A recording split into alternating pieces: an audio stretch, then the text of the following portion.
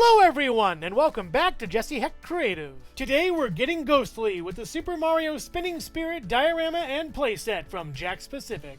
Before we begin, leave a like, hit subscribe, and comment below your favorite figure in this review. It really helps out the channel. Now let's get to it. Here is the box for the Super Mario Spinning Spirit house diorama set, looking awesome over here with figures we've seen, haven't seen, they look great. On the top we have the window for lights for the characters to be seen, as well as on the bottom we have a bunch of legalese and a barcode if you need to find this. On one side we have all the things in the package as well as Super Mario over here. And on the other side we have Super Mario over here and all the things in the package as well. And on the back we have other sets in the wave as well as important parts of this diorama. The piece which rotates brick blocks. That's awesome. And we also have a brief bio in multiple languages. If you want to read it, pause it right now. Now let's take a look at the Spinning Spirit house diorama set. Let's check out Fire Mario. Fire Mario's head sculpt looks really nice. It's basically these sculpts from the games and other Mario figures we've seen. I like the mustache, the eyes, and the M, as well as the hair. They're all colored in very nicely. And Fire Mario's head can swivel left and right, and that's pretty much it. It's a very simple head sculpt. And so is the body. Not really much articulation for this one. There is this dumb tampo down there. It's kind of weird for a multi-pack, and it's painted pretty okay throughout. And the legs don't really move at all. They're just stuck, and he's kind of like very top-heavy backwards, as well as going up and down and no wrist swivel. That's kind of it.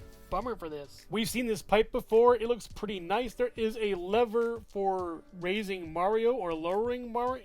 And the pipe we've seen before, it looks pretty nice. It's just a green pipe there. That's pretty much it, but there is a cool function. With this lever over here being raised, you can actually raise Mario from up and over the pipe. It's kind of hard to move though, and not really that fluid. And this P-switch in blue looks very nice next to all these blocks over here, but I wish they weren't that thin. They should be thicker for this. I like the blocks on the bottom though, they're very nice. And with Fire Mario or any regular Mario, you can place them on top of the P-switch and have it reveal the coins that they turn into. What a great thing to see, except I would love the P-switch noise. That'd be great. The little song that plays, that'd be really fun. And to undo it, just hit this carefully and that's pretty much it. But don't overdo it because it might fall off. And it's a nice little piece, all things considered. Looks really good from pretty much all angles, but this little nubbin over here is what I'm interested in, maybe later in the review, hopefully. And this Boo we've seen before. It looks pretty nice, and all in all, it isn't really that great. The seam is dirty on mine for some reason, kind of weird, and the mouth's pretty much the same here. And the arms too, from every other Boo we've seen, they can swivel, and it works out pretty well, and there is a sort of flat spot on the bottom, but yeah, the quality control here isn't that great. But everyone, including me, is here for the shy Boo. Oh, he's so cute and little. The sculpt is great too. He looks awesome. The seam line's barely noticeable, the little tail looks cute, and the little flat spot looks great as well, but it's really shiny and I love that. It's like coated in something. It's very nicely done here. And I love the little shy sprayed on thing as well as the eyes, and the arms can move up to reveal, oh, this cute little face. It's so cute. It's almost a meme. It's kind of funny. And the arms can move up this far at least, and then down at least this far, but man, is this adorable. I need more of these. I love the little shy Boo. So cute. Fire Mario stands at about 2.5 inches tall or so. The pipe stands at about 3 inches tall. The P-switch at about 2.5 inches tall or so. And the brick wall at around 4 inches tall, with the Boo being at around 1 3/4 inches tall. And the shy Boo being at about, I would say, 1 3/4 inches tall as well. Great scaling on this. Here is the box for the Super Mario Spinning Spirit house play set with Mario and Boo and Boo-hoo. The playset looks awesome over here, as well as the top is the logo, and the bottom is a bunch of legalese and a barcode if you want to find this. On one side we have Super Mario, and then the Spinning Spirit House playset. And on the other side we have the Spinning Spirit House playset as well as Super Mario. And on the back we have the rest of the playsets in the wave, as well as the playset itself looking awesome with spinning Boos, a spinning coin, and an opening door over here. Ooh, how scary. And also here's a brief bio in multiple languages. If you want to read it, pause it right now. Now let's take a look at this Spinning Spirit House playset. And after opening up the box and getting everything outside of it, there's a lot to go over. First, place these two pieces within each other, pushing them down together. There we go. Then place your large little tower of Boos over here. It's kind of hard to shove in. I think I got it. There we go. Here is the box for the Super Mario Spinning Spirit House playset with Mario and Boo and Boo. The playset looks awesome over here, as well as the top is the logo, and the bottom is a bunch of legalese and a barcode if you want to find this. On one side we have Super Mario, and then the Spinning Spirit House playset. And on the other side we have the Spinning Spirit House playset as well as Super Mario. And on the back we have the rest of the playsets in the wave, as well as the playset itself looking awesome with spinning boos, a spinning coin, and an opening door over here. Ooh, how scary. And also here's a brief bio in multiple languages. If you want to read it, pause it right now. Now let's take a look at this Spinning Spirit House playset.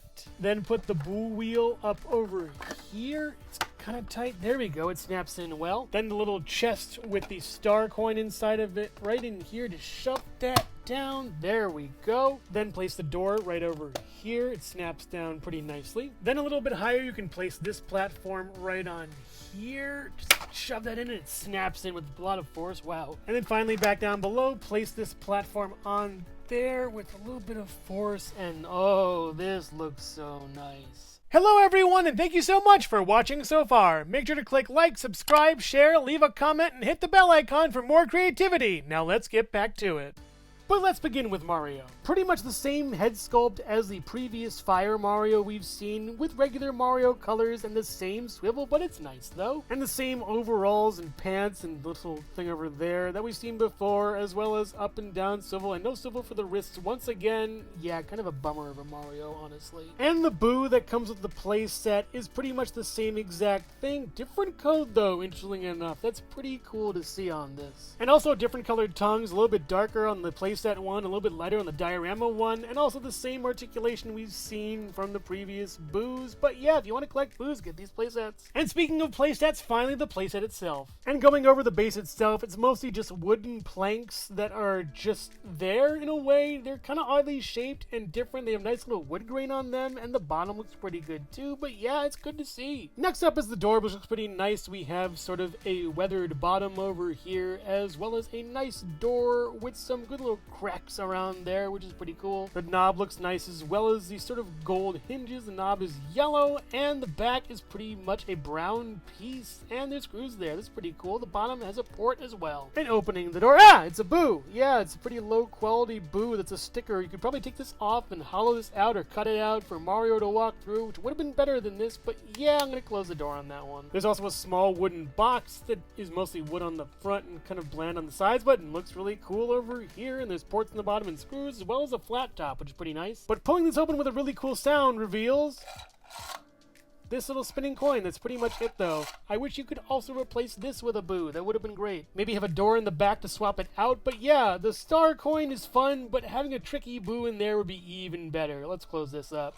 And putting everything back on the base, let's finally tackle the tower. The tower's bottom has a lift you can place Mario on, and he fits very well. There's only room for like one Mario. If you want to put two or one for the other set, it kind of works, but yeah, it's good. And on the back there is a lever. Just lift the lever up a little bit and it ratchets up to who knows where, or you can ratchet it back down, but yeah, it isn't safe for Mario. There's also a platform up top that really is too high for anything to really happen on. There's no bricks or blocks or coins up there, so really what's the point? And both bottom as well as top blocks do have a kind of wood grain similar to the flooring, so I'll give it that. It looks pretty cool. And bringing up Mario high enough lets him hit this block, which does nothing really, but looks pretty cool. And finally, the Wheel of Boos that I do have a lot of points of contention with. Let's talk about it.